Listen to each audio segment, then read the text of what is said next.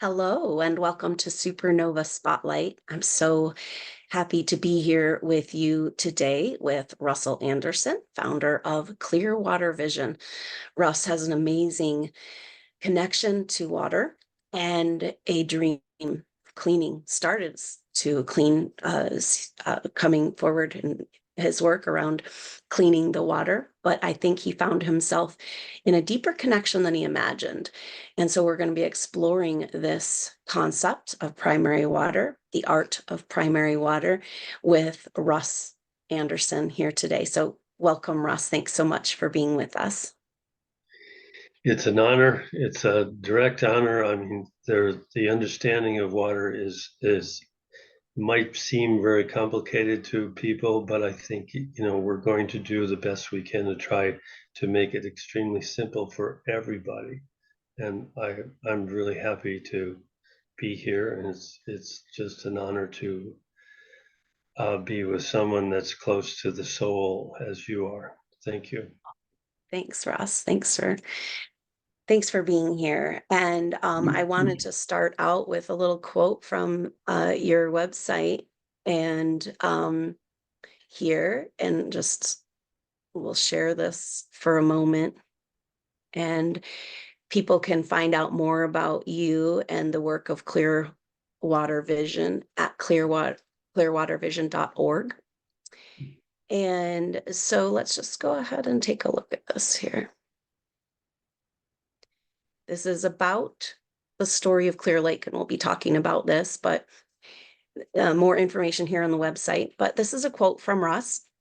I would be the first to tell you that I'm not the one who should be telling you this story.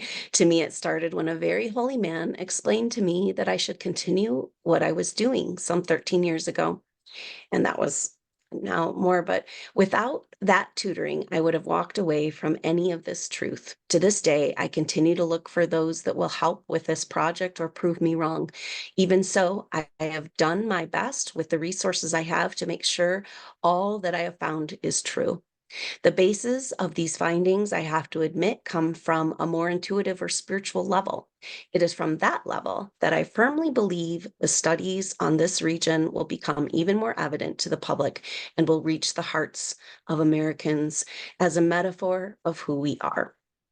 Very beautiful. So that quote right there says, I think you might be a supernova soul, Russ. Where we have to base our life more on the intuitive and the feelings. And it's interesting that you seem to approach this water and your history and your story from a scientific view, like all of us, in our world, and then ended up to be such a different journey for you as you came into a deeper connection with the water. Well, let me see, I think that was somewhere about 15 years ago, when that was done. So it's more like this is the 30th year since I met this mentor that we were talking about. He was very close to a guy named Yogananda, and of course, a lot of people know who he is and so on. And I didn't know enough about it, and even at that time, I was asked to go to Clear Lake even when I sort of joined the monastery that they have and so on, and I was told by someone also very spiritual to go back to the Clear Lake project. And of course, I was doing that prior to that, and I was touring around the country with a guy named Dr. Hugh Brown, and actually, his name was John Lawrence, and of course, he wasn't somebody named from India or anything else, but uh, he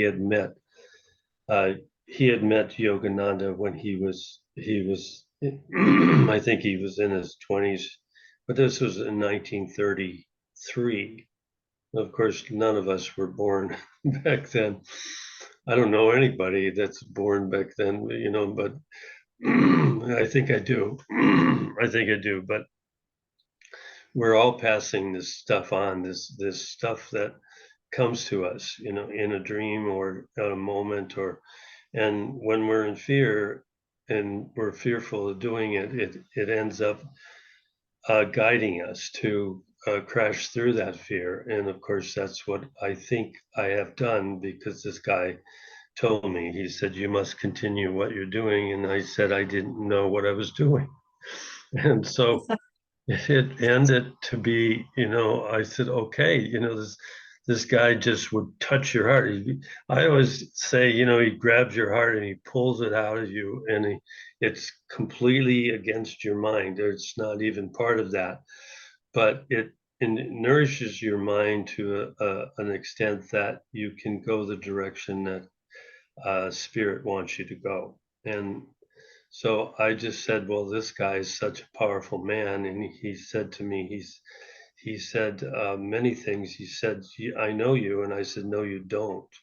And of course, I was also a person who was against all religion. I could not accept the fact that I was religious, anymore. I was doing this, stay away from me, and but the impulse was so powerful and strong, and it meant something completely different than what I knew about religion, because I was a Mooney in the past. I knew that I wasn't going to do that anymore. I knew what brainwashing was. I experienced it, and that was a path that I had to learn myself. So, I know not everybody can learn this, and I felt very, very responsible in a sense for helping others not to go in that direction, as what we call religion, but we still can be spiritual. It took me a while to understand that, and it was a battle that I had to go through. And so I was very grateful when he said, you must continue what you're doing, and he didn't tell me what I was doing, because there was something inside of me that was needed to be explored, and he knew it, and he just continued to pray for me. He prayed for me when I joined an herb school. I didn't join it. I was asked to do that because I was a builder. I built schools, I built things, and some shaman asked me to go north is a place called Forestville, California, and find out ways to do things. I just had just understood that I didn't understand, and I could learn about the trees and about the elements and everything from this herb school, because I was like a teacher. I could teach people how to take water and put it into the mountains and serve the herbs, and talk to the herbs and talk to the trees. And it was a place where a guy named Luther Burbank lived, and that explained it to me, because the people were different there than the people where I lived prior to that. Was 60 miles away, and I had to learn that spirit. I had to learn that. So with that, I learned about alternative energies, and I wondered if I could help with that, because I knew there was something far greater than what we'd use with our electricity or our cars or whatever. But that was a moment in my own time that I had to learn and go through the pain, the pain of learning something more than what I thought I was capable of learning. It was something that it just pierced my heart, to know that people were dying from these fumes that they created, or this pollution that they created. And I go, what can I do? So I heard about this guy, his name was Dennis Lee. And, some people knew him and so on, as a very powerful man. And he was a good man, as far as I tracked him down in a actually in a prison. He was in a prison. I tracked him down, and I said that, I gotta find out what you know. And it was embarrassing to him. So very, very well, he got out of prison, and I found out what he was really doing. He wasn't a spiritual man at all, but he knew the qualities of what I was trying to learn. And so what happened is I ended up doing workshops and stuff to get him to come from New Jersey to California, and of course Santa Rosa was the area where we did it. We gathered hundreds of people together, because of this spirit that we had. And I noticed he didn't have that spirit. I couldn't understand why he didn't understand. But later on, I began to see that there was more important things to learn, and he was a vehicle we could use to be able to bring the spiritual from the physical world, and so on. So anyway, I went on the tour. I flew out to New Jersey, and we started a tour, which you'd call a 36 city tour, to travel all over California all over the United States. And we brought these newer technologies to all these little technologies that exist that we could use to be able to bring it to America so that we could use it all over the world.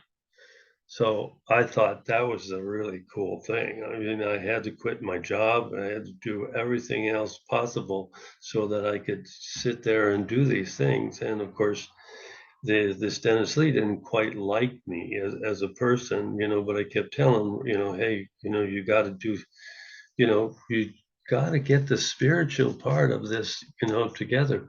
But he was more mechanical, and it wasn't a fault thing. It was just the fact that we had to connect the two worlds.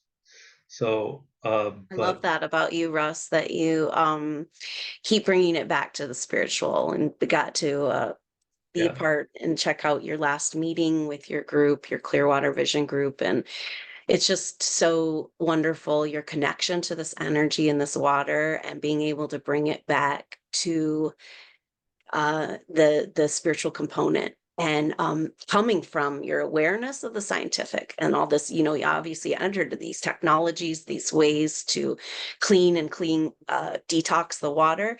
And yet you represent this other element of the water of and so I really appreciate you continue to bring it back to that spiritual component. well, thank you. And it does get complicated in a sense, but I knew if I didn't tell the story, you wouldn't understand, and because I always say that I'm not there. This is not me as a scientist. It's not me. I'm just being the arms and legs of God, or and I didn't know enough, but I ran this particular machine called the Brown's gas machine, and Dr. Hugh Brown, it was only the reason why I got to do that. It was because I knew how to weld. And nobody else in the team could do that. And I go, why don't you know that? You know, so I was So responsible. this came out of this, you were working with inventors and scientists that were trying to solve problems with cleaning pollution, and then you came across Dr. Yul Brown? Yeah, yeah. So Hugh Brown is just becoming, in a sense, famous today. And I had no, awareness of how he did it and so on. I did not, but I ran the machine. So running the machine was a physical thing, and it was just so much in my heart to be able to accomplish this. And you pour water in the machine, and it comes out with the flame. It comes out as hot as the surface of the sun, 14,000 degrees. And this is what he said. He said the sun is water. And if I confront another scientist to say that's not true, I go, well, wait a minute. I did this physically. I physically did it. We could sublimate tungsten. We could take any kind of a thing that, and put it into the air, and it was gone. What was that meaning? I didn't know myself. But my work, from city to city was very valuable and important. And I guess it was because of this mentor who knew this person was very holy and all of these ascending masters that exist are up in heaven cheering us on. That's all I could think about. And there Well, we when I do my intuitive work, I feel like I have to say to my audience, the Supernova Souls, I can't tell you anything you don't already know. And so when that mentor and his energy and he saw you, right? See, this is the power of Supernova Souls coming together, that recognition, and it's quite a mirror, right? So his spiritual presence and recognition of who you are, even though you didn't really believe him, but something inside, I mean, maybe you didn't know him, you didn't know who you were, right? He's like, he's seeing you, you're seeing him, and but still something struck that chord, you know that pushed you on in this work, that recognition of who you are, and that validation, it feels like. And but how did they find out you were the welder? Like, how'd you get roped into that? Well, it was it was all these know-it-alls, that would come across. And of course, even Hugh Brown. I just couldn't wonder why he didn't know some of the spiritualities of what he was doing. And of course, when we met, it was at the stadium in Philadelphia where we drew 7,000 people there together. And of course, I didn't know, I hadn't met him yet, because he was just the guy that in the outskirts, but I was running the machine in every city. And I would wow everybody when I started sublimating things. And they say, that's impossible. You can't do that. I said, yeah, I know you're right. It's impossible. So, but let's discover this, because we're looking at neutralizing, and the big thing that it was addressing there was to neutralize nuclear waste. What is neutralizing nuclear waste all about? I didn't know. I didn't understand, but even years prior to that, just a couple of years prior to that, they have records of us being able to neutralize nuclear waste, and who knows what else we could neutralize, if that was the case. Even today, I run the machine and I put a rock, in there, and the rock is neutralized, and there's a little puddle of water there, all that's left. And people called me a rock killer, and I said, no, the rock is water. The rock is water. It's hard to believe this stuff, but it's, yeah, and then I have to say, well, listen, what we're doing is just bringing it back to ether. It's what a rock really wants to do, and it was quite an honor, to sit there and watch it go into space and back to the ethers. And see, that's one thing that Hugh Brown had said. He said the water is the sun is water. Oh, how does that work? It goes into the ether. You can't see that. You can't see it. Maybe we'll finally get a microscope someday to prove that it was there. But do we really need to prove it? And now we know enough about it. The water goes through our poles and it comes out through volcanoes. And this is why we have to honor our volcanoes and through thousands of years, and the reason why, the continents fit together. I mean, a little child could see that, but a grown-up hasn't the capacity to see that because he never learned it. And the important thing is what you're talking about is to be able to teach our children that water comes from within the earth before it goes to the atmospheric water. And so we're just scientists scrabbling around looking for plasma and all this stuff, and it's true. It's absolutely true. But the truth comes from when this stuff meets us. It basically hits the surface, and then it really does mean H2O. That extra H in H2O is fulfilled.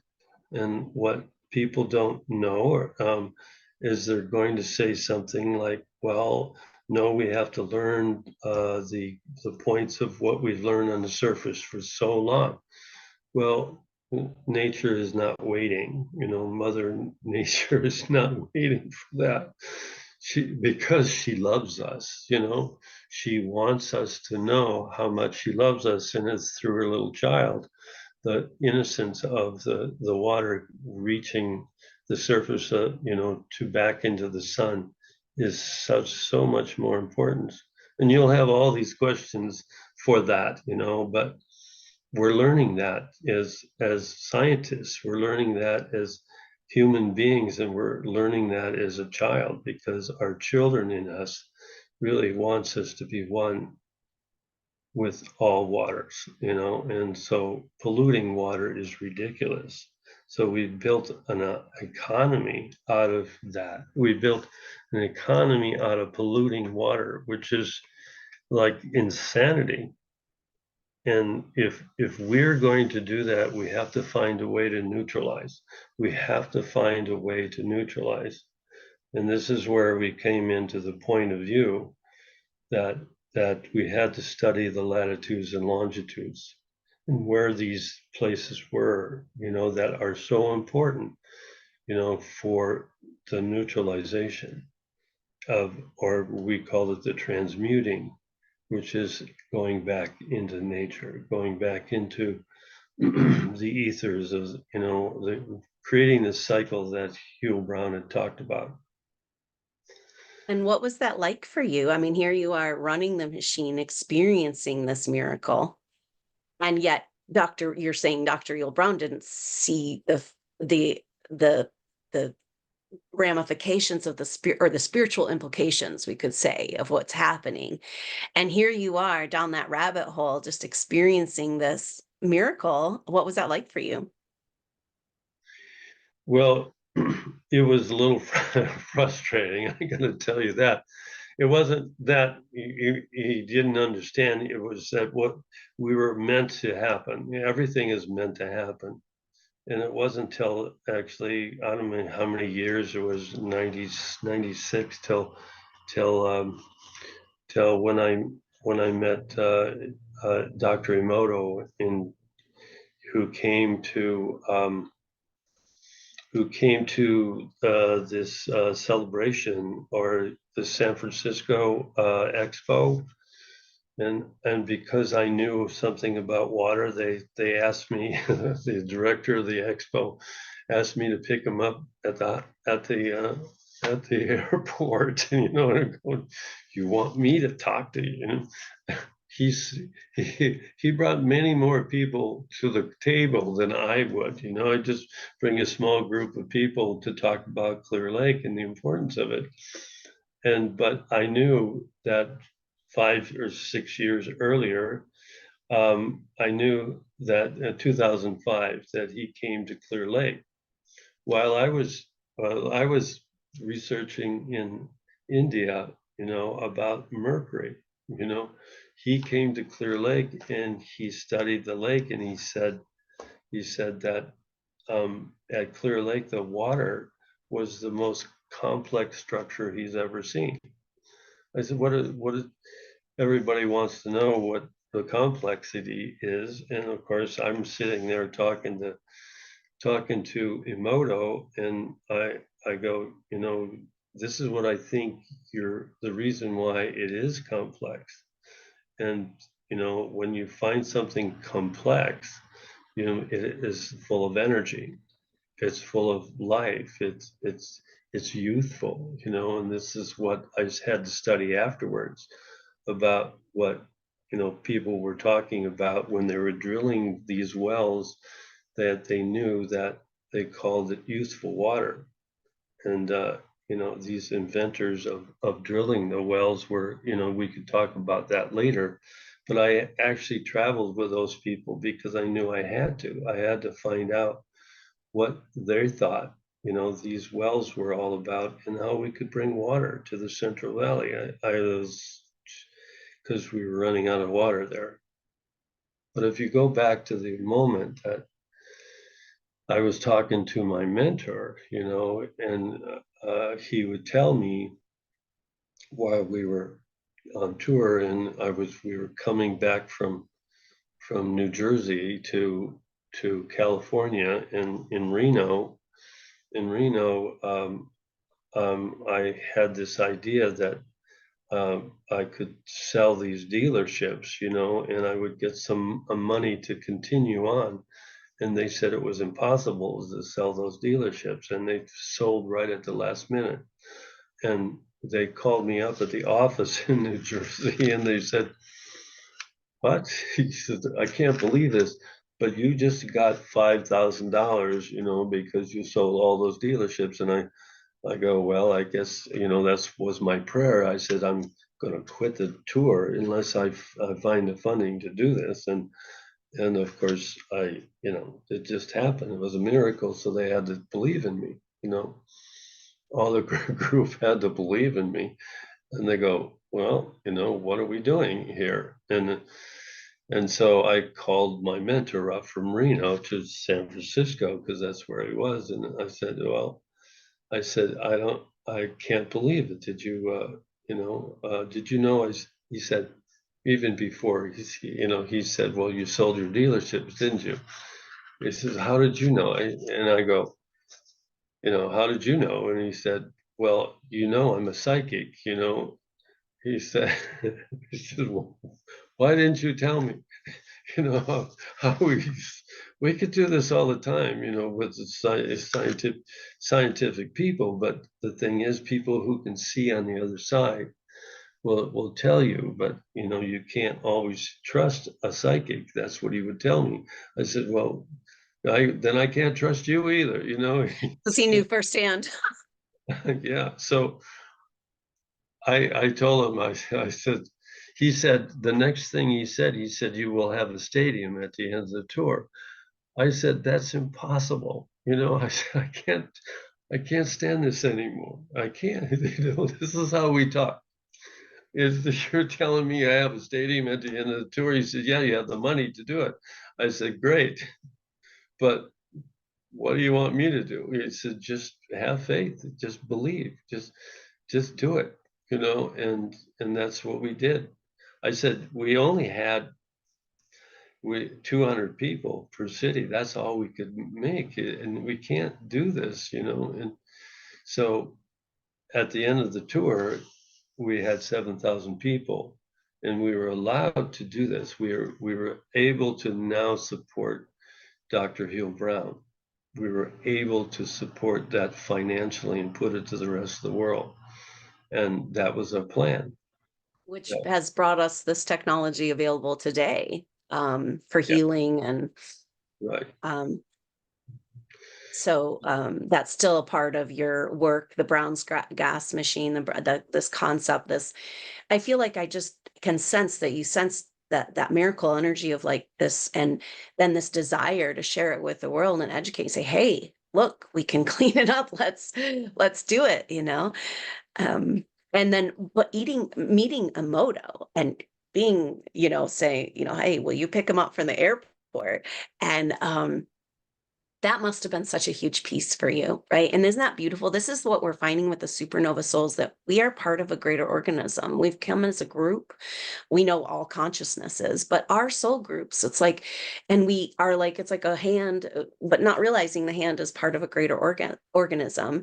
And then when you and Emoto had those pieces, and you could talk about this concept of the structured water, because that's what he's saying, right? This complexity. This is the primary water that comes from deep under the ground, from the magma of the earth. And so this primary water and the waters he was studying before he passed, he was really interested in this complexity. Yes, yes. In fact, while we're there and in the hotel together, and while he did this big speech where he had brought 100 people, and I could only bring a few, but he would come to me and he'd say, "Well, how do you know all this stuff?" And I said, "Well, I just met this guy named Hugh Brown." He said, "You met him? You he was talking to me. You met him?" I said, "Well, yeah, I ran the machine city to city." And he would like be, "What are we doing here? What?" And so I remember that day. That was 2010, I think it was somewhere on, the most important day, Earth Day. And so it was extremely important for me to know and to be able to follow that issue. It was extremely important. And so I did. I said, well, you put the dots together and you say, here's a guy who understands the water and how it works and so on, but he doesn't know yet about the water structure and how it's complexly within the earth, according to what Dr. Hugh Brown was saying. So it was his idol. He said, I'm studying Brown's gas. I said, well, that makes sense to me. I can quit my job now. Please let me quit this job and listen, I'm getting too old for this stuff, and basically it's been, that's been the word here. Is very important for us to help the next generations to understand that there are two firmaments. There are not just one. And so if you look at the Bible and explain how the two firmaments work together, the unity of male and female is connected in a sense, and how the scalar waves work and how, there's no enemies here. And you have to learn that in our lifetime. And I'm just here to try to say, hey, listen, we don't have to look at these computers all the time, and we don't have to learn all of these complications. All we need to know is that within the earth it loves us, and our purpose is to help the connection between upper and lower firmaments, and that's what we yearn for. Wow, it's so powerful because for me, when I first met you in California at a music festival, and like you're giving your presentation around the primary water and talking to you more about it, and I had already had this fascination and a dream of doing a water festival, living in Montana at the headwaters, where there's magical locations where the water runs down to both directions, and celebrating and honoring the talking to the waters. And so I was just so uh, enamored with the whole energy. And I found that it's something we've talked about, Russ. It's like when you start to try to talk about this primary water, like here we've been talking for a while, but do we even know what we're talking about? And you get into this mysterious zone where, and it's why it's hard to communicate because it's such a powerful energy. And it's like, it's so powerful and it's so life changing. The knowledge and awareness of this primary water, it's almost like I felt my mind kind of go blank, and that's where I came to the title of this interview with you today, The Art of Primary Water, because it's like that feeling when you're immersed in a co-creation or in nature and the experience of living. And that's the connection to this water, this consciousness. It's a concept, but it's really a field of energy. So I just really appreciate that you uh, invited me into that world. And it was so cool because I felt that, well, wait a minute, I've been talking about these messages from the beginning around Supernova Souls, that we have these Gaia codes within us and connected to this water, untouched by man, highest mountain in the deepest caves, that still holds the original dream of Mother Earth and Gaia and her ascension that we get to be a part of. And that we also have this in our DNA and this remembering. So the primary water to me became such an important part of the bigger picture of what we're doing. And so let's talk about this love, you've written this beautiful story about Connecti, a volcano and a personification of the volcano. And it's so beautiful because you're talking about the innocence and the yearning and the longing, the youngness of this water, and this power of the Connecti is a volcano. And so we're talking about the ring of fire and the energies of this that represents this ancient communication between humans and the earth. And that story really told beautifully in that once upon a time there was a volcano. You can find that on Russ's website, clearwatervision.org. So tell us more about that, Russ. Well, I was told some years ago, that you can't be so complicated. In fact, they told me that I was too complicated. I said, why would this be so complicated? And so a lot of it had to be with the children, the importance of our next generations and what we are doing here on earth. And I always look to the sky and say, well, beam me up, Scotty, because it's too hard for me to be able to explain this in a way that's natural. And it's always been a chore. But the thing is, the important thing was to write something that a child could understand. And, and that's why I said once upon a time there was a story. And once upon a time there was a mountain, there's Kanaktai, which is a different name. I think Jim Brown Eagles said Kanakatai, and but the So the Kanakatai is an actual mountain at Clear Lake. right in the caldera you can see it, just like you can see on Bald Mountain that where you're at, you can just see that there is a mountain behind it which would create this, existing these calderas and so on, these things that come from deep within the earth. And basically, that's the water that is complex. That's the youthful water. That's how that all works. So if you look at that, there's volcano, and then the hole that pushes up from there, and you'll see this in here. It'll give us, because this is kind of like Clear Lake. It's very similar, but it's many more years ago than Mhm. these, what we're talking Yeah, about. an example of a caldera, evidence that this is a volcano, and you can just feel the energy and the power. So that's also the tell us about the progression of like you say, this is an older volcano, and that's part of the story of I'm not sure how to say it. And Panakatai. yeah. Jim Brown Eagle will tell me, Russ, you're saying that wrong. It's just like when we talk One to about some of the practice. scientists. Yeah.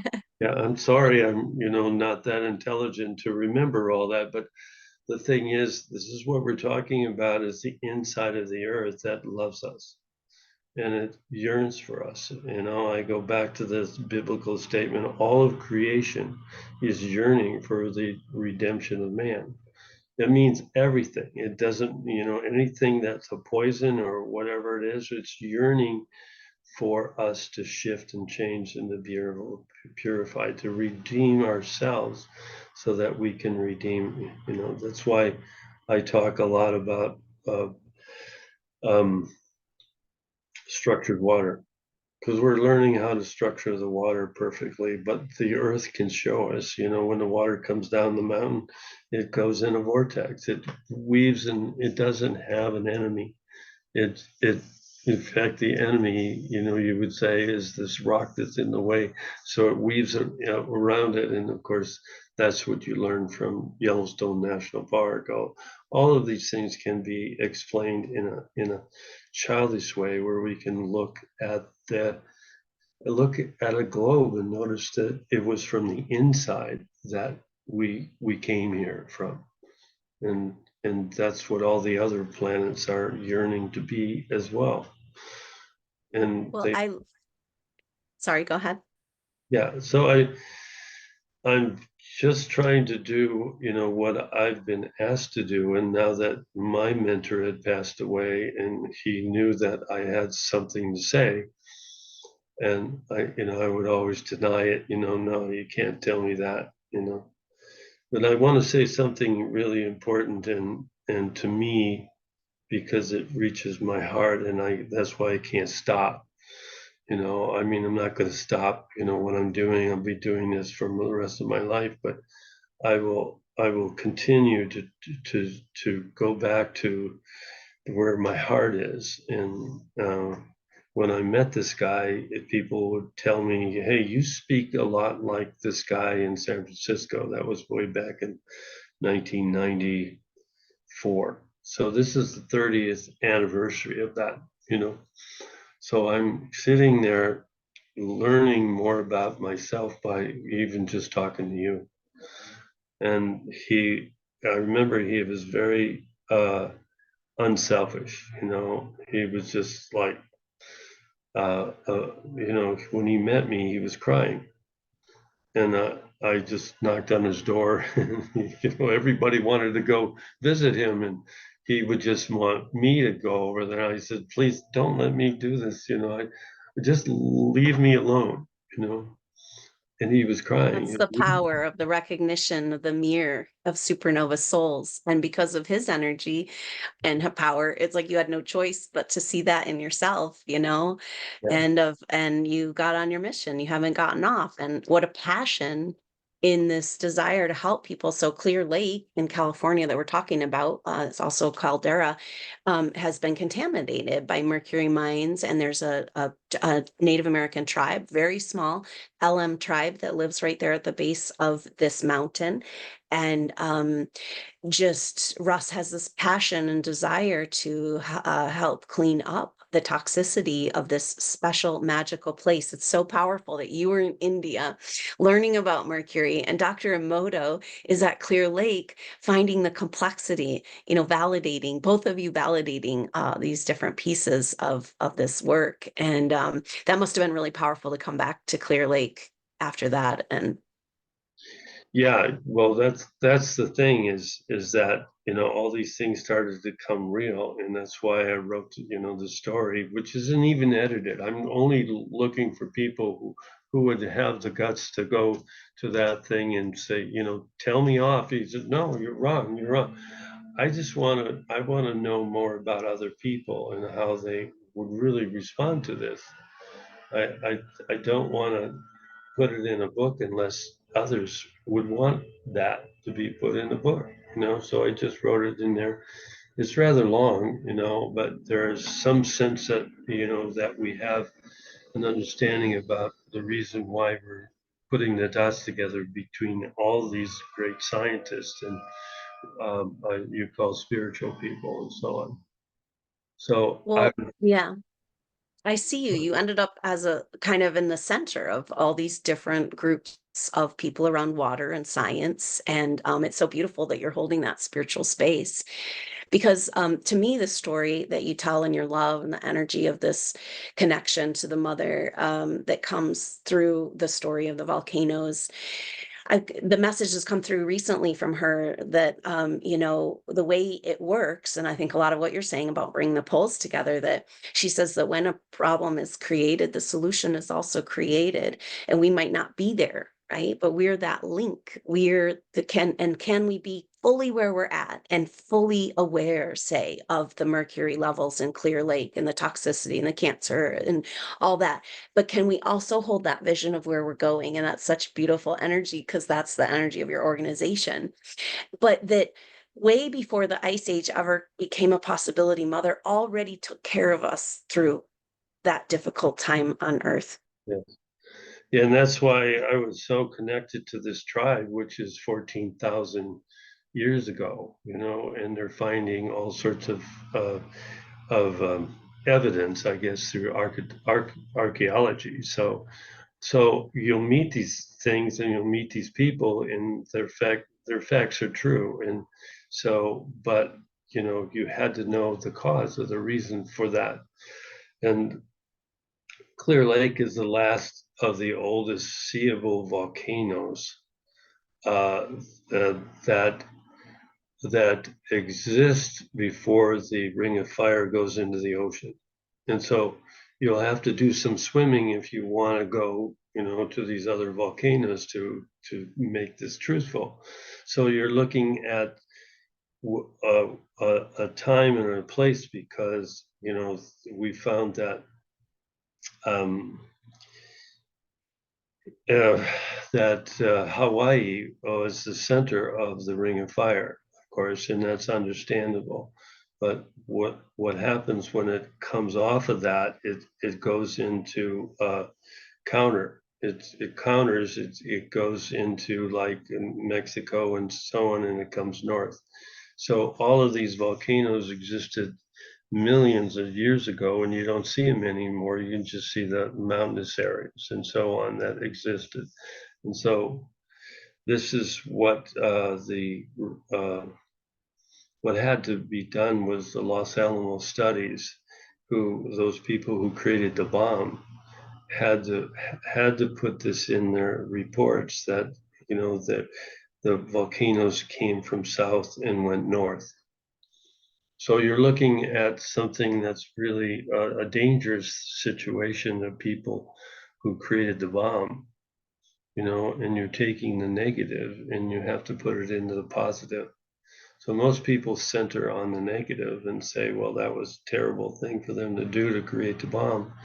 But you also have to look at the positive, and the positive is what people don't look into. They're very addicted to the negative, and we find that with ourselves and so on. So the only way that I could do that was to write this book called Once Upon a Time There Was a Volcano, because the ancestors of that volcano existed from the south and then went north. So you look at the ice age, and they had to go from explore.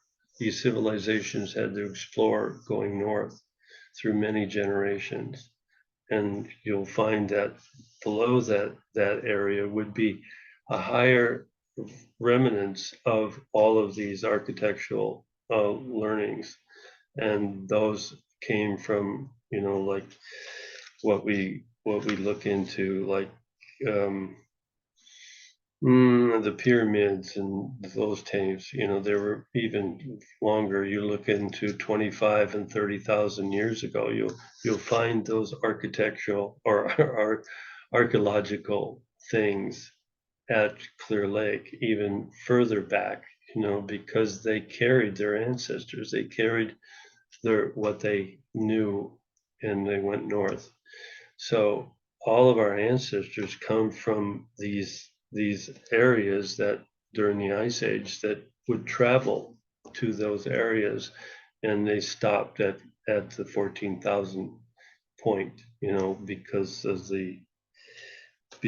the ring of fire going into the ocean. So that's what we know about that one area, but it's also known all over the world that um, these meridians move from south to north, and those are when they meet up with the latitudes, they basically make shifts and changes, and those things are what we want to look into even further, so we know more about who we are and how the earth actually loves us, and that's Well, why.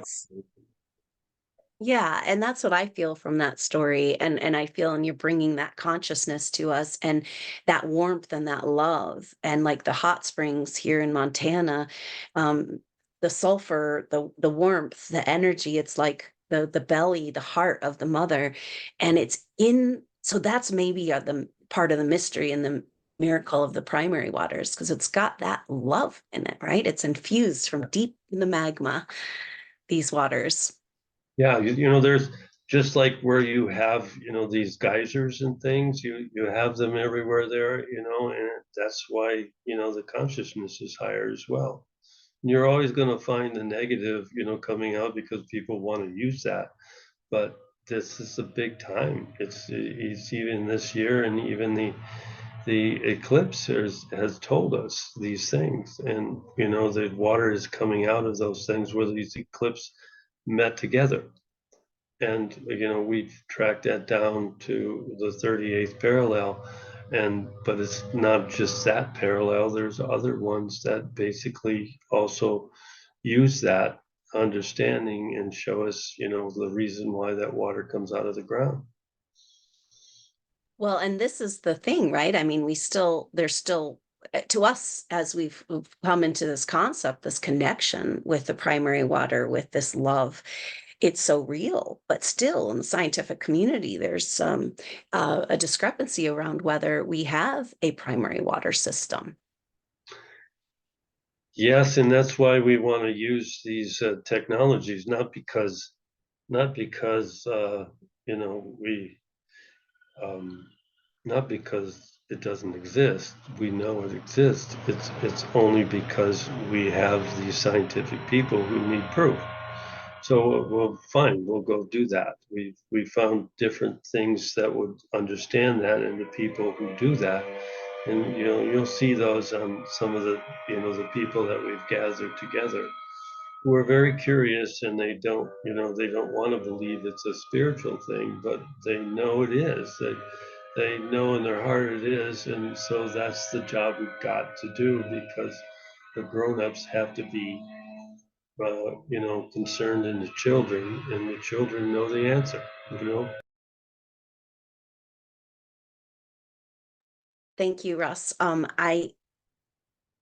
This coming back to this, let's talk about this, the primary water. So when we're talking about the primary water, just to clarify, we have an atmospheric water system that we're told about in school where the water evaporates, goes into the air, and it's in the atmosphere. But really what we're finding is the origin of water or there's also a primary water system. The water can come right up out of the ground. And then all the technological grids and agendas of the modern control situation forces have sought to create artificial drought by cutting off our connection to this consciousness, to this love that, and I just love the power of the primary water. When you introduced me to this concept, I was like, I think this is exactly the same of what supernova souls are experiencing in talking to the mother. And this is a consciousness, it's an interface, or she wants to interface with us, and the technology is kind of interferes with that. But if we were to interface with her in this way, could we call up the water as we need to moderate the temperature and to bring us exactly the perfect weather? This is the potential of understanding and connecting with the water, with the primary water system, and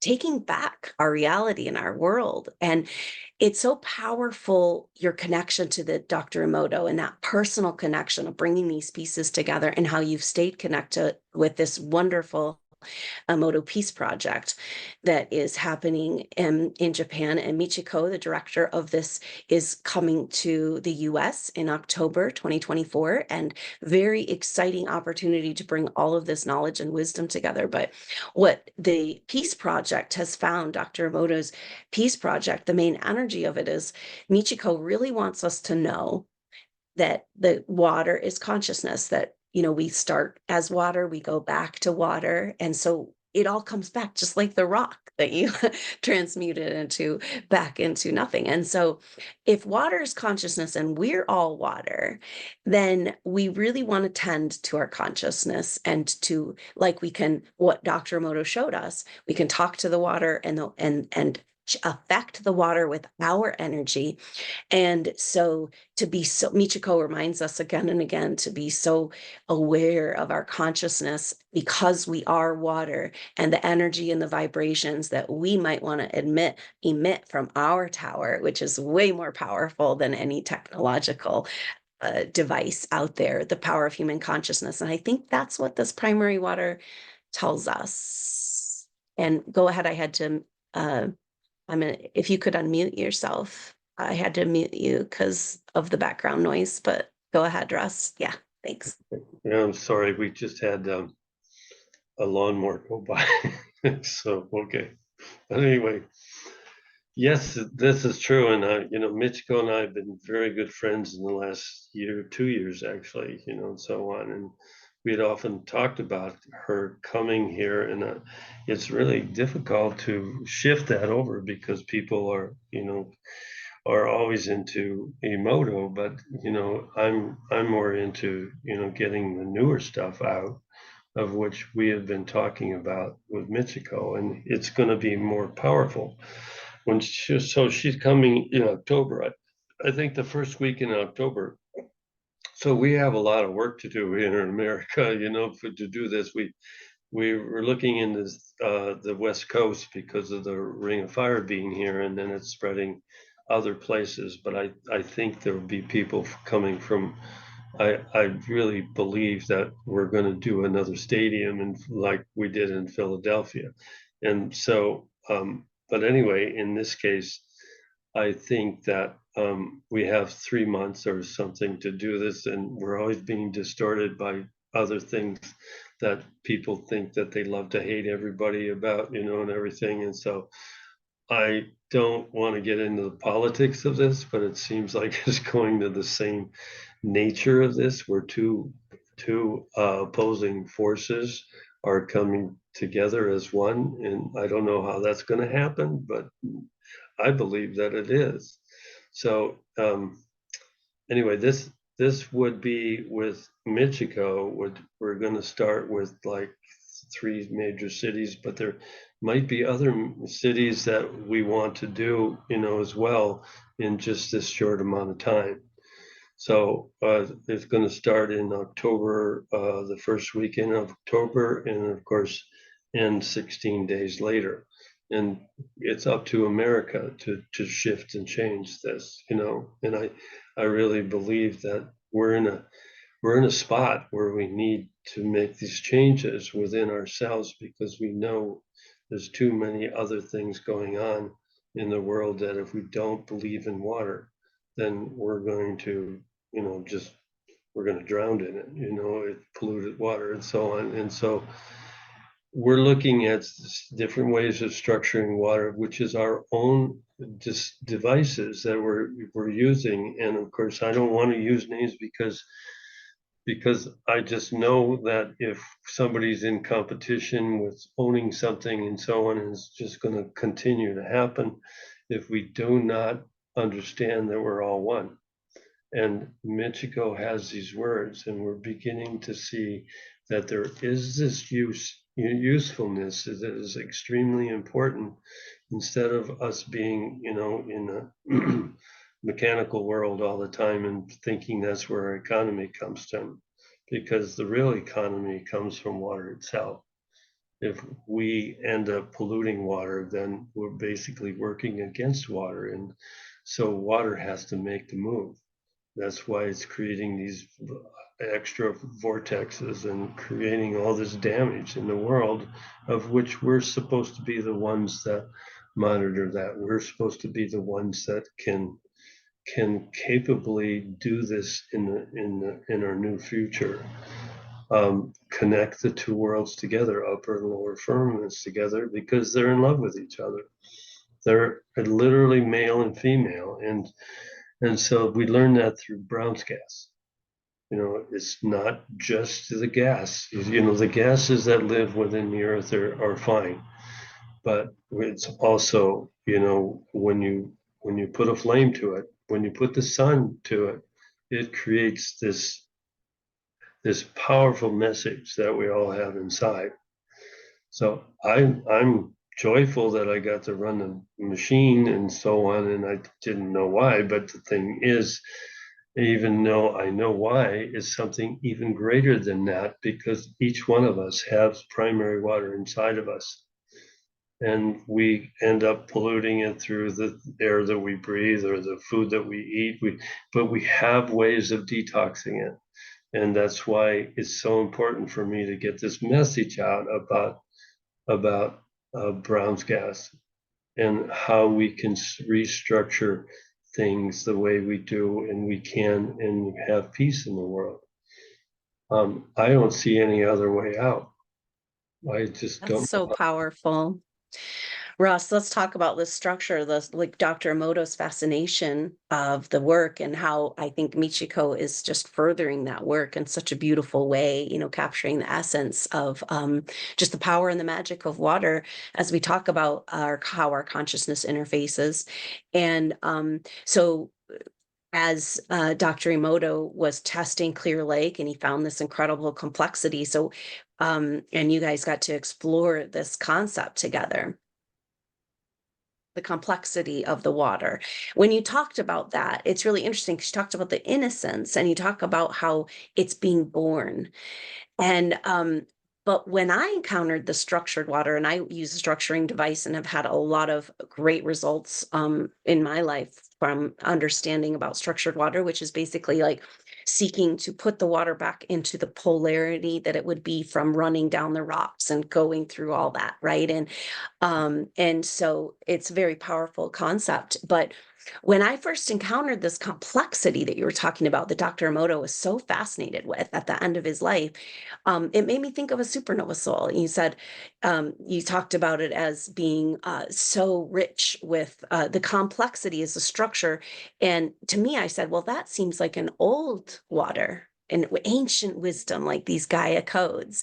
And then, but you're talking about this youthfulness of this structured water. And I would say that from my experience, this deep volcanic water, this water that's coming from deep under the earth, the primary water, is naturally structured to the point where it can clean itself, right? It's uncorruptible. It's like it does not take the pollution in the way. You know, it takes a lot of pollution, and that's really what went on at Clearlake, right? And so, how do we revive and reawaken the power of that complexity water that I feel like supernova souls have gone through so much through lifetimes of experiences, kind of the definition of who we are. We've had previous experiences before this evolution. And every supernova soul you meet, just like you, Russ, just incredible, amazing experiences, talents, skills, gifts. You know, how do we all bring it all together?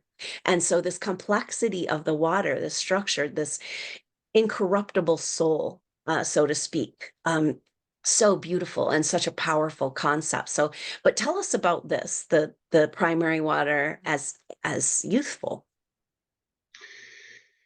Yeah, well, I think we've been talking about this for many thousands of years of being useful. We've always looked at water as being useful. And give a I want to live longer. I want to do this long. We always do that, and we have it in our own senses that it is.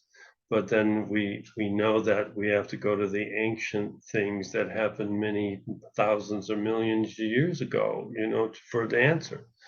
That's why Atlantis, on the East Coast, there was those mountains were higher at one time than the Himalayas are today.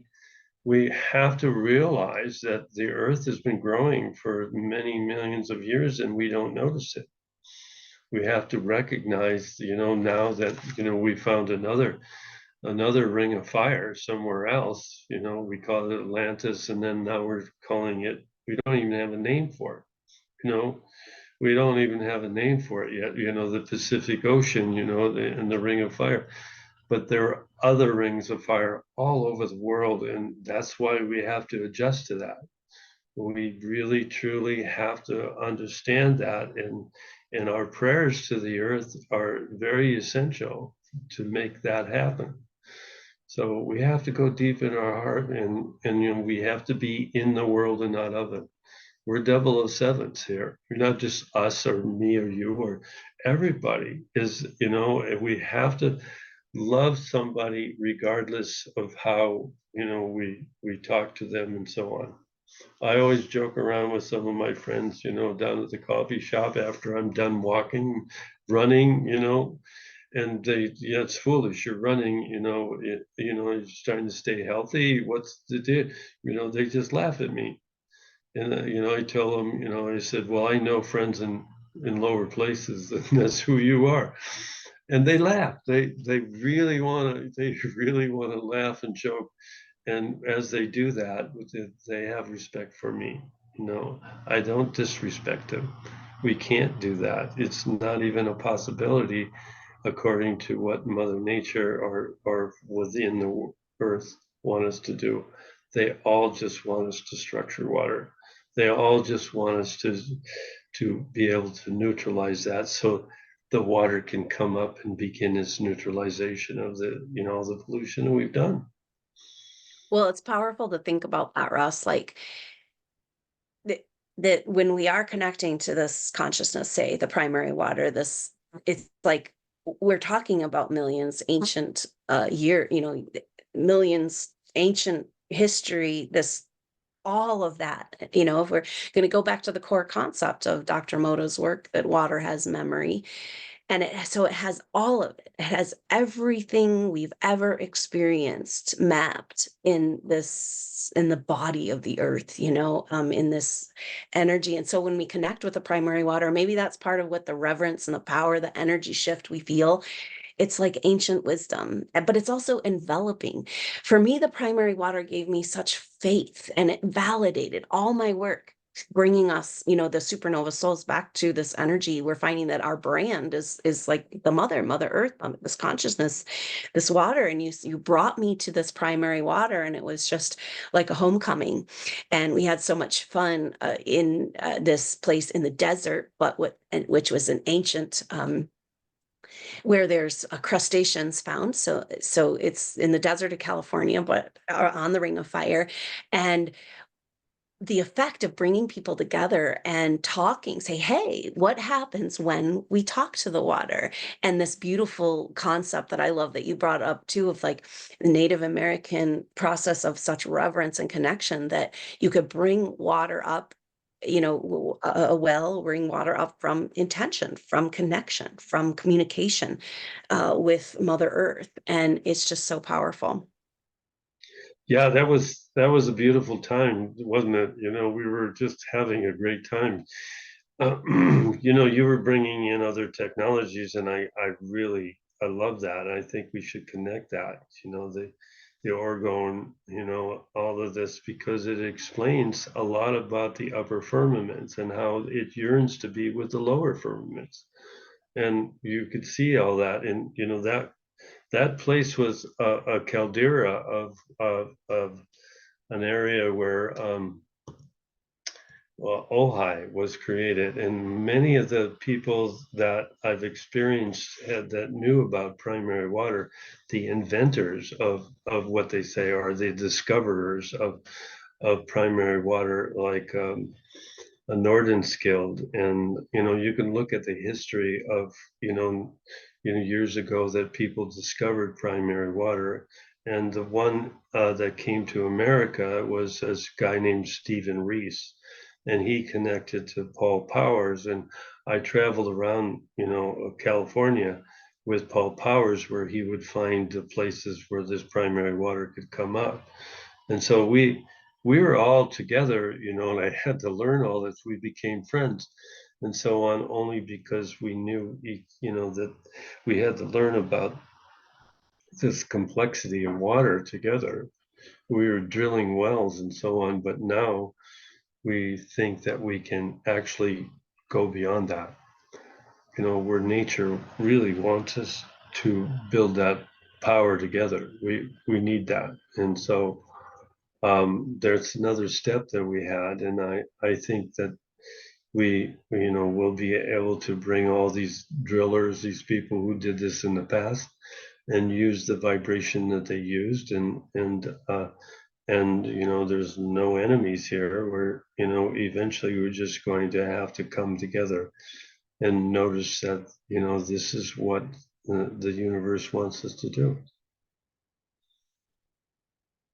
Well, such an incredible love feeling, and that experience where what happened is we were there talking to the waters, talking about the primary waters, putting, talking, inviting this water up. And also there was a lot of organite, and organite is such a powerful substance when made right. It's crystals and metals it together in compression in a resin, and then that compression of the resin creates negative ions. And what I found is this organite can be like a little bit of a piece. I see it as a piece of Mother Earth, and and it's one thing to have a piece of Mother Earth.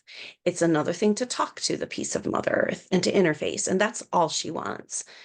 Yeah, This water yeah, just wants that's this longing, this yearning you're talking about. And it was so amazing to wake up early in the morning, maybe we stayed up late, and to have this in the middle of the desert where there's never one drop of dew, you know, and here we have this fog and this response from the mother and the water saying, yes, I hear you and I love you and let's keep talking. This is what we're finding. The message with the mother is that it's a mutual reciprocity. The more you are aware and work with the energy of this field, this actual field, the electromagnetic field of Earth, which is the water, then we are fortified in our electromagnetic Earth. And it literally can feel like a mantle. And that's what it felt when she rose up to meet us and validate our love and says, I hear you. And I feel that too with the hot springs here and the consciousness and the awareness and the love of the people changes the energy of the water and the mineral composition. So it's very powerful. Yeah, I remember that night, and everybody said that's really strange. The fog came in. It was just saying hi to the children, to the to the earth. We just need to pray a little bit more and we'll be able to do that. But the thing is, it's subtle. It's more subtle, and I think now that we're learning more about that, we connect the dots between the scientists who knew that. And of course, that's again, all of all of creation is yearning for the redemption of man. Those metals and those things that were put together, through the creation of man, which is the organ, which actually allowed us to experience that fog that one evening, and it was a beautiful thing to see. Very, very powerful. I would love to talk more with you about that at some point and go into these because it's so cool how you've become this spoke or this wheel, the center, and all these groups of water and scientists and all these techniques kind of, coming back to the consciousness that you have been holding all along and that Michiko is working so hard and just so passionate in the peace project to just bring forward and to come back to that we can't really get anywhere. We can't get the healing, the transmutation, uh, the scientific discoveries, and all of it to work together until we come back to that love. And thank you for continuing to bring us back to that. I was in your last meeting of your group, part of the mother's teachings that have come forward is like that she's our body, we're her body, Mother Earth, we are a part of it. And then if we talk about that, because we know our body is so full of water, we are a body of water, you know?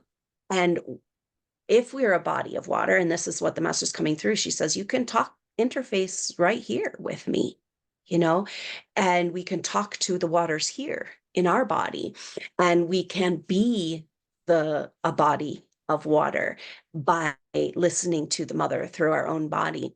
But it was very interesting. You had a woman, I think her name is Varushka, Pardon? on your last Varushka, in your Verushka, last she's on really your one. last meeting. And Yeah. she does tapping and flower essences. And it was so cool to hear her talk about this consciousness as she was in her whole process of coming to being called to talk to the water and communicate and pray and do her work with the water, but then also shy of is she capable? I can see this in you too. It's like, am I worthy of this communication with the water? And what she found through her work was that the flower essence that was indicated had the signature of feeling unwanted. Hmm. And if we're going to go back to this innocence and to this feminine, to this personification of the new water, this innocence, the yearning you're talking about, of the coming back into structure, coming back into union, and I just thought that was so powerful because as I've worked with so many people in Supernova Souls, as we heal the feminine side of ourselves and we heal the feminine, bring back the goddess into our lives. And this is definitely how, and to think about the waters as that maybe kind of rejected teenager, that adolescence and this energy of like, I'm right here, but you don't want to talk to me. You want to swim in me. You want to drink me. You want to use me. You want to abuse me. You want to poison me. why don't you want to connect with me? And it makes me think of your mountain, and the there at Clearlake. And so I just thought that was so powerful, this energy she got of the water feeling unwanted and the yearning that, just this communication, like, here you're on earth. Are you here with me? Or are you just living that superficial, disconnected life? And she's just calling us back into that heart, into that fire, into that hearth. Yeah, she's now at she's now at Shasta.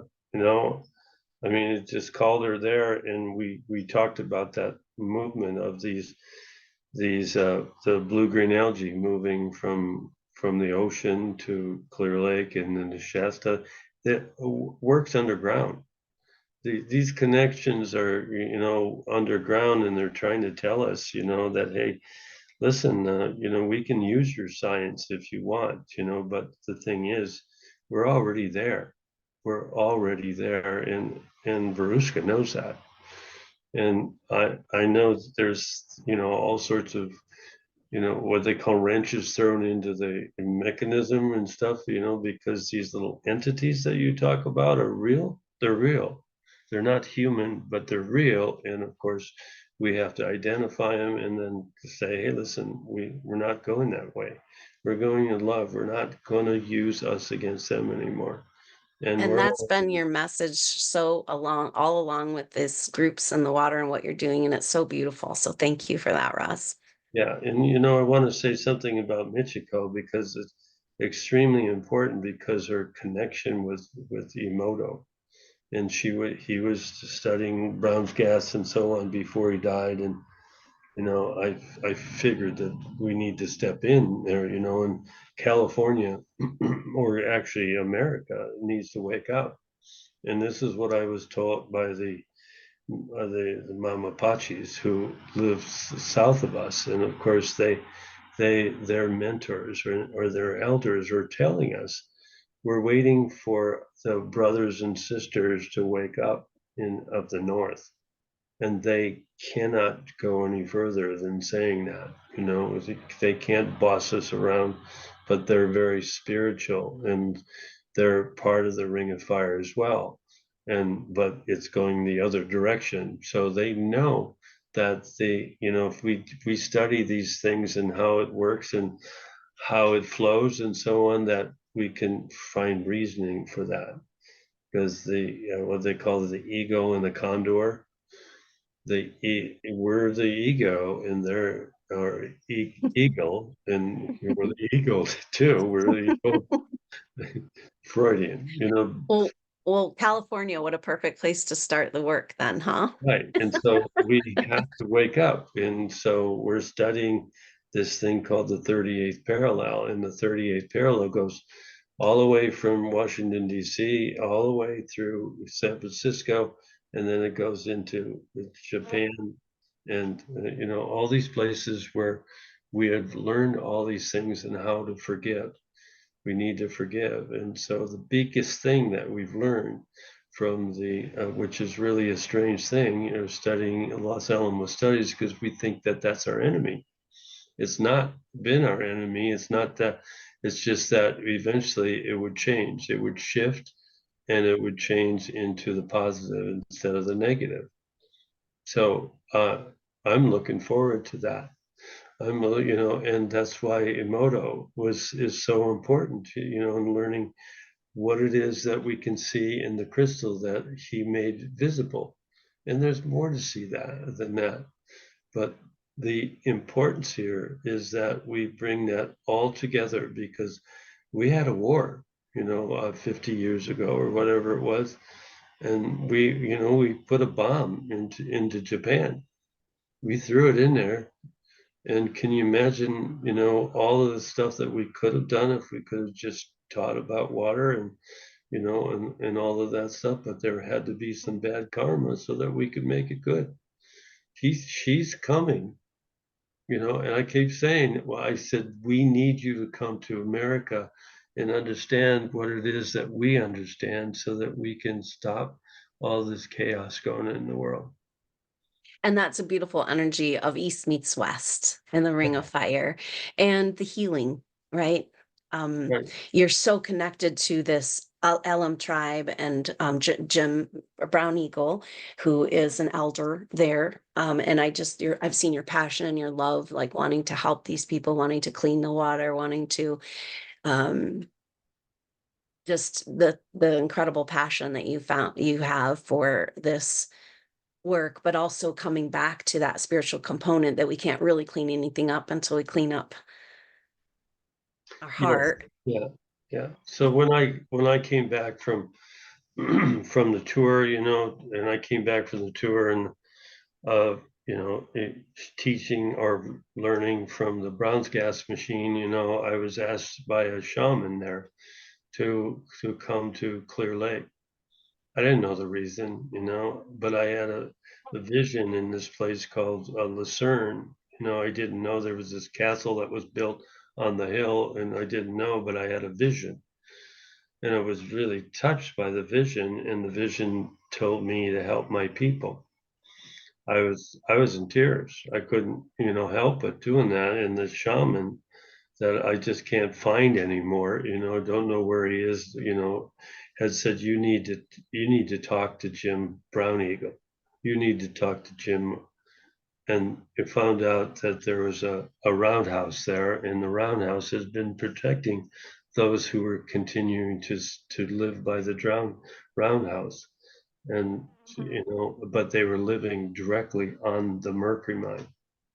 They lived on the mercury mine, and many of the people had died.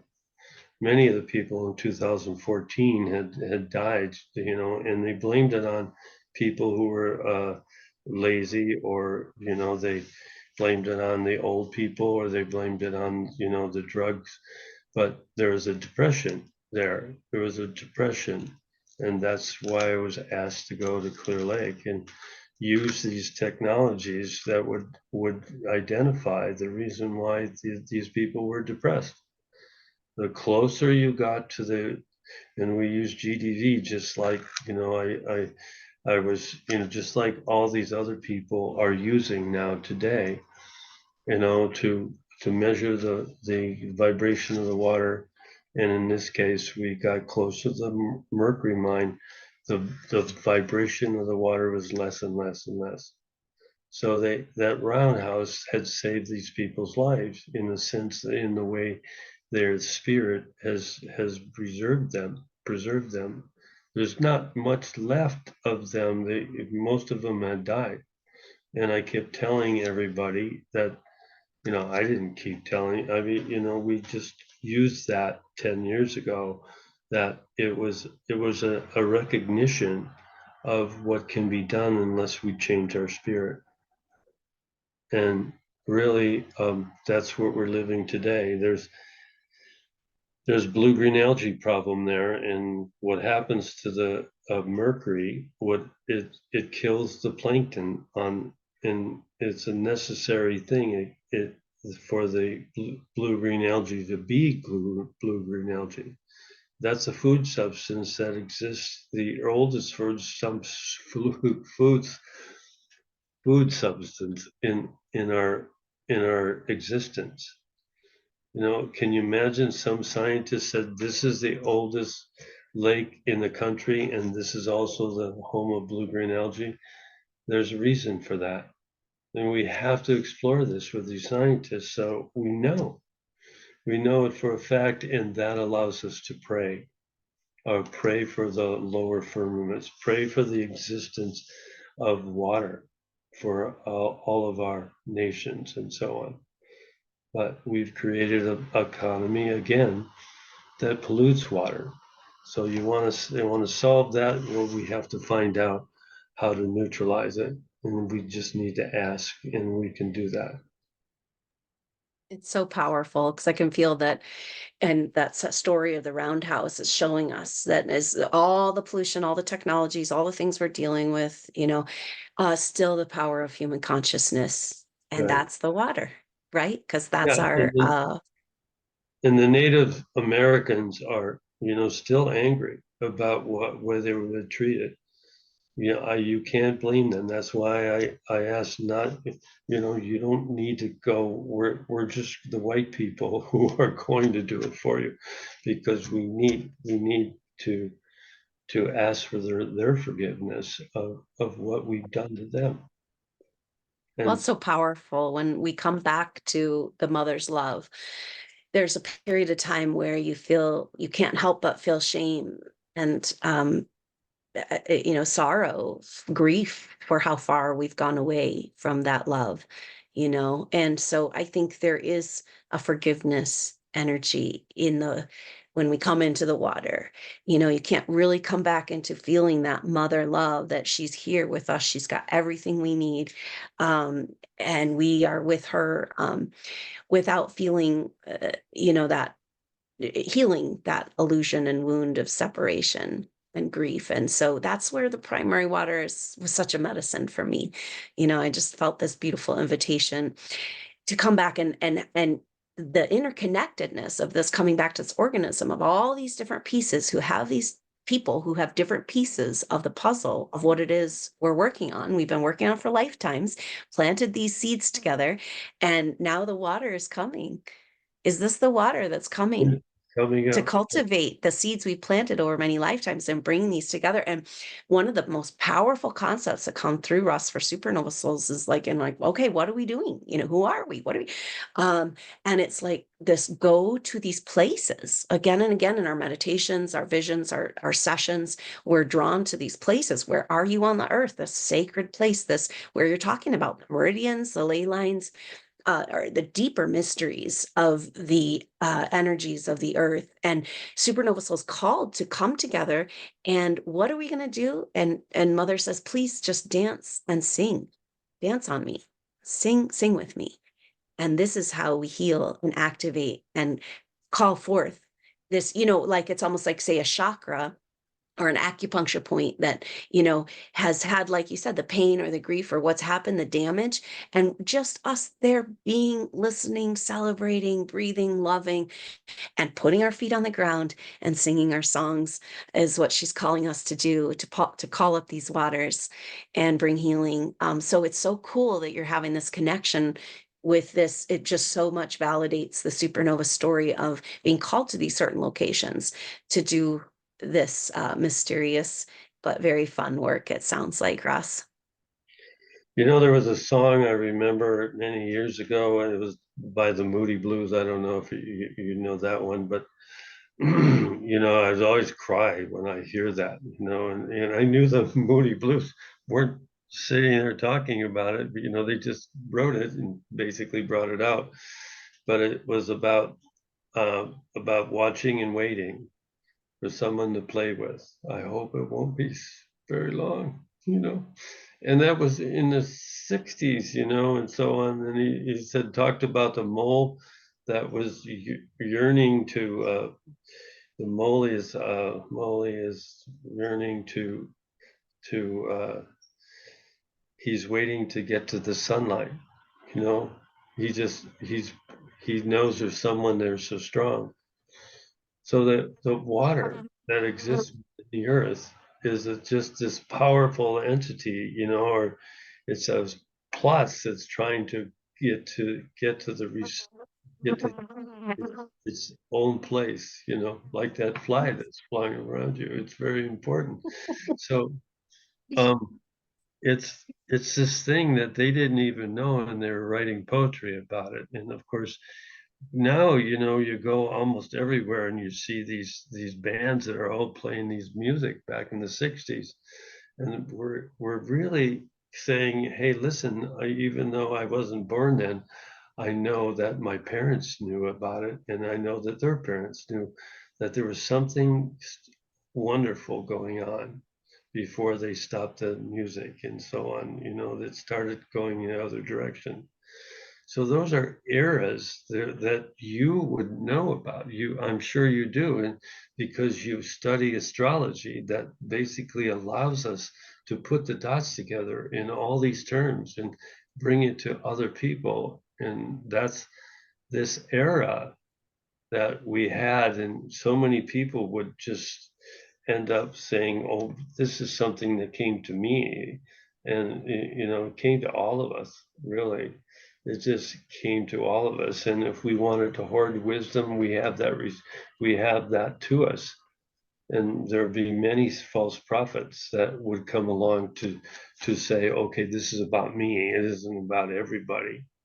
And one thing I've learned, about, well, the Native Americans, that this music would be do re mi, but they're thinking in terms of do re we, and we missed a point. We missed it, and I think it's time to bring that back. I mean, I don't think we should be in any competition anymore towards what we can do for abundance, because we know water is uh, the best example of any economy. Why are these people dying in the Midwest or in the Middle East? Why are they living in a desert when we know that there's water that can be there and they can live? They don't have to be a Hamas anymore. They don't have to be all of these things, and we can blow them up. And I'm not trying to make sides to anybody or any government. I'm just telling the truth, because we know in Africa there was 7,000 8,000 years ago there was a Garden of Eden there. We also know that the same thing was happening in California, because we knew that the Central Valley was the Tigris and Euphrates of the West. All we have to do is regenerate that. We could feed the world. We could feed everybody and so on. We could do much more than we're doing now. And it's important that we understand that the earth is trying to tell us this. I, Thank you I, for sharing that message and never giving up on this and bringing this to us today. I think it's just so powerful. That was my experience of primary water. It was like mother is taking care of us and she's here. It's just been blocked. She's yeah, got everything and it can just come up when we need it. And it just is this deep peace, because the whole everything we're talking about of the control of humanity and how far off we've gotten is because of external control forces, and control of our evolution. And so they've done that through weather warfare, through catastrophe, everything saying the Atlantean catastrophes were all created by man, um, and to keep us scared, to keep us disconnected from our mother. Our mother's going to hurt us. She's going to shake us off. She doesn't care about us. She's not going to take care of us. And if that goes away, where there's no more drought and there's no more weather warfare, because the primary water is back and mother's taking back her world, then there's no we're over. And that's exactly why I'm so glad you brought it back to this. The water is the abundance economy of what we need to move into, that we're cared for and loved. um yeah. So she's got us. if we're gonna go sell these products and do all this stuff, and we're gonna go ahead and do that, then we have to find a way to neutralize it. We have to neutralize our garbage. How are we Yes. gonna do that? I don't know. All I know is that I ran this machine, 25 years ago, 26, 27. Anyway, I ran this machine that would neutralize, whatever I showed. I could feel it in my bones. I can't run away from it. It's not possible. But so, let the music begin, as far as I'm concerned. Well, I love how Michiko has such beautiful, and she's going to teach us so much when she comes. And so all the information about Michiko's visit, looking at cities, definitely starting at Clearlake in the first weekend of October, and then other cities, including Seattle area in October, or for those couple of weeks that Michiko from the Emoto Peace Institute is here. And I love how she has all these beautiful pictures of all the crystals. She has the best collection of all the research that Dr. Emoto did, and how she can bring it forward at that perfect time. And one of the things that struck me, as she's talking about the different words and vibrations and looking at these crystals in the water that Dr. Emoto helped us to see that are there, the invisible. And she was talking about the different words in different languages. And she's talking about how it was interesting that fool, the word fool, is not a very pretty crystal in most languages, but it's not that ugly in English, although most English words are pretty ugly. And I thought that was so interesting, Russ, in your description of your, you have a beautiful biography you're working on your website. And one of the quotes is, you said, "What a fool I must be wanting to save a lake." And I thought that was so beautiful that Dr. Emoto's work had found that fool in English, not such a bad looking crystal after all. Oh, So wow. No, thank you. that makes Thank you for being the fool to bring us to this, back to this love. And I'm so excited, Russ, to invite you and have you with us for Supernova Camas Hot Springs, where you can talk to us about the waters, soak in the waters, and begin this communication and inform us and educate us on the power of this primary water and all these technologies that can transmute and transform. And really, all the technologies, as you're talking about it, it just comes back to that one thing that Varushka brought up, that the water was feeling unwanted, that we're just not connect, just that we will willingly take, but not give, and be in that loving relationship with the primary waters, with the mother through the primary waters, where we're beginning to interface in that intelligence again. And that seems to be the kernel of consciousness for any transformative technologies to take root. And so thank you for bringing us that, Russ. It's so wonderful to talk with you here today. Well, did you know that even the meeting between you and me is existing in the water? They're listening. They're all yearning that we can go beyond that. And but I'm very sure that this meeting and the meetings that we had before our prayers and our prayers for, and because it understands, or they understand, or she understands. And I think we're going to have to say, identify it as the real being of what created us, which is the water. And God put his spirit upon the water, is that extra H and H2O, as far as what I'm concerned. That Trinity needs to be conserved. It's more than just bits and bats. It's more than just yes and no. It's the spirit that allow us to use AI properly, so I just wanted to say a few of those things. So And that H2O configuration just brings that beautiful picture of the collaboration. Like you said, it's like whatever, I'm not sure how you just said it, but it's like it's more than its parts, right? yes, yeah. It brings forward that factor of, and that's our collaboration coming to, as all these amazing people that you're bringing together, all these seeds that have been planted now beginning to grow.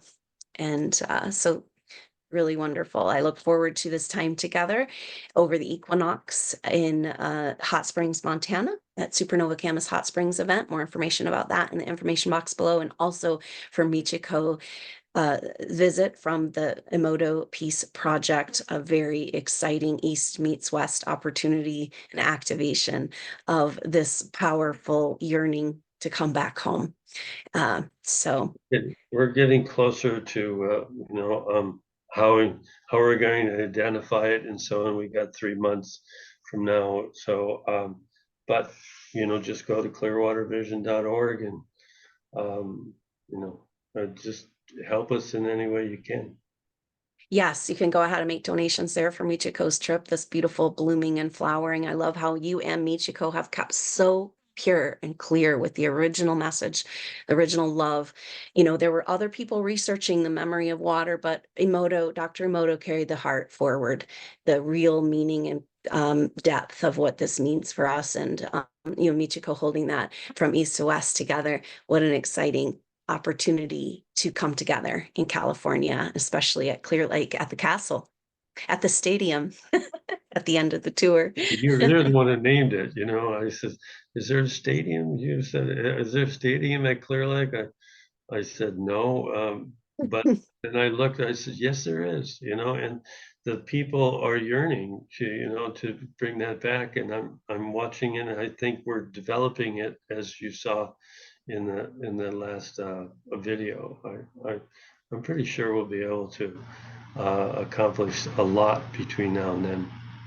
Yes, and thank you so much for your support and your work. And anybody out there that wants to support Clearwater Vision and this project, clearwatervision.org, and come and be a part of these events if you can make it. So I look forward to sharing more about that with you as we get those details figured out. But Ross, it's been a beautiful, beautiful conversation today. And thank you for bringing me into this magical world of really feeling. Here I'm talking for years, trying to convince my people, Supernova Souls, that Mother loves us. And you brought me into that direct communication and that validation. And I honor you for that. And as well as I'm sure all the Supernova Souls for all of your hard work over so many lifetimes to get us to this point. And so thank you so much. I look forward to our work together, and come meet Russ in Montana or in California, September, October. Beautiful chapter unfolding. So thank you much. Thank you I'm so coming much to for being here. Montana. I love that place. I love that place. My only Okay. real vacation, I guess that's what yeah. Yes, it's time to turn the work into play, a different four-letter word. Well, that's amazing. Yeah, thank you. Come play with us. Thanks, Okay. Russ. What a wonderful experience speaking with you today. And let's just take a moment to feel into this energy of the water, the mother, this gift, this humbling, powerful presence when you talk to the waters and you feel that this presence, this energy, this love, this ancient wisdom is there for you in your heart and your soul and every cell of your being. The mother's there. And in our work as Supernova Souls, we found that she wants to grow up and around us like a jungle, like a blanket. So just go ahead and feel this, a palpable experience, like the waters coming alive as a goddess surrounding you, loving you.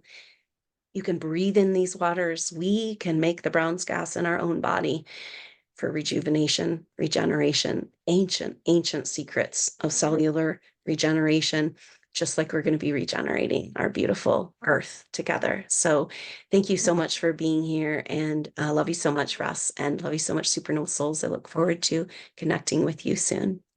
Namaste. Thank you.